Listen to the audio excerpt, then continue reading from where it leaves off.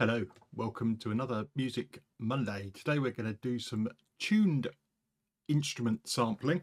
Now this week I have done a little bit of prep, as you can see, but all it is one of these,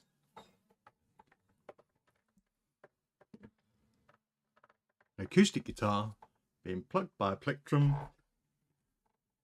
while pointing an SM57 at the sound hole.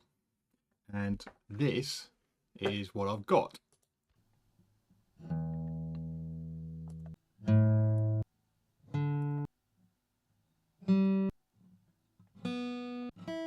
I've also got some noise at the end of my fingers on the fretboard, and these are all just open notes.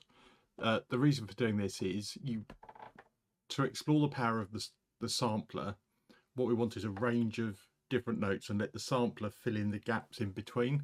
So open notes on a guitar just seemed like an obvious starting point. You can see I haven't paid much attention to making sure they're all the same velocity, so that A is a lot louder than the other notes. So how do we create our sampled instrument? Well, first thing I'm going to do is chop it up, but you don't have to be massively accurate to start this off. So I know I want the transient, so I'm going to make sure I'm before the transient on each of these.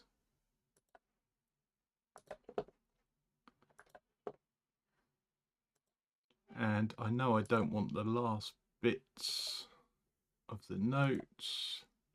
It looks like it's got some finger noise on it. Okay, so I clicked before transient, which is basically the peak or the point where you see it hit the note, and I'm going to delete all the others. So there we go, 1 2 3 4 5 6. Sounds about right. I've got 6 strings. Now what we're going to do is highlight all of those, going to drag them into the instrument area.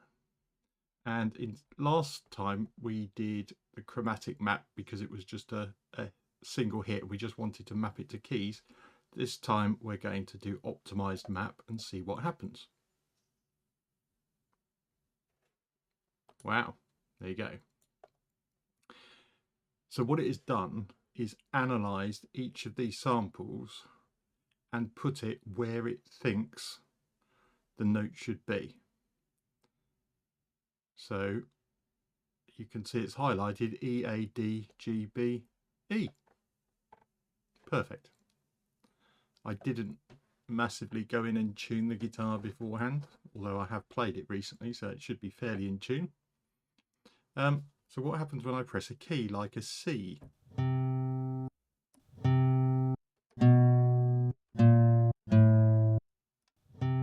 Now you can hear there's a gap where you probably can't, but as I hit it,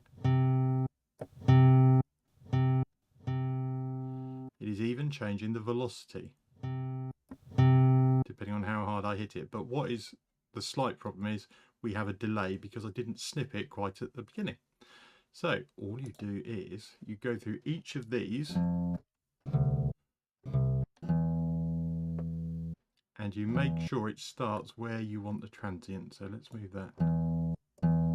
So as I hit it, that is sounding now.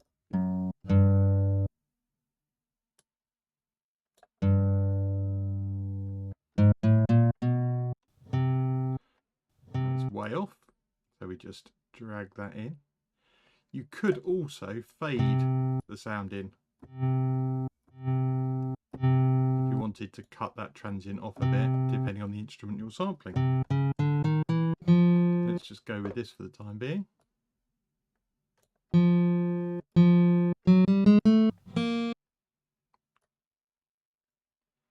Mix that up. I'll move that a bit further maybe.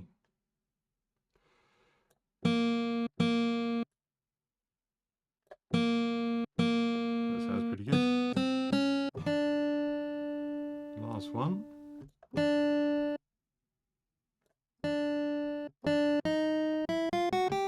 Now what it's done is, as you'll notice, it has stretched notes to fill in the gaps. Now when it gets this top E, anything above that, it's just going to keep stretching the sample. So when you get up high, that's sounding a bit more synthesizer-y, which is great if that's the sound you want. How does it sound as a guitar? Okay, that isn't bad. You know, that's literally a couple of minutes. Works better if you hold down the sustain pedal. Otherwise, at the moment, it's just cutting straight off. But let's do this crawl, walk, run. See if you can get an instrument sampled in, drag it into the sampler, and see what it does with the sounds.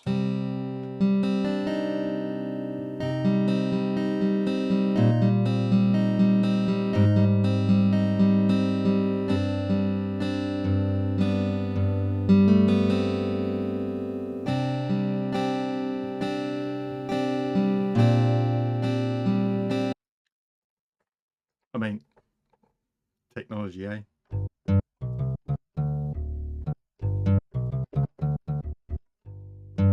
That's a nice bass sound as well.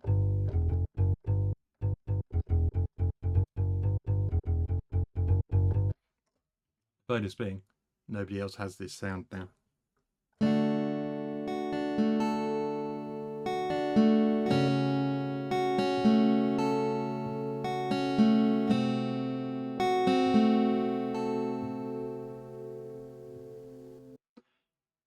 There are plenty of things to improve when doing sampling, but I think we'll leave that for another episode.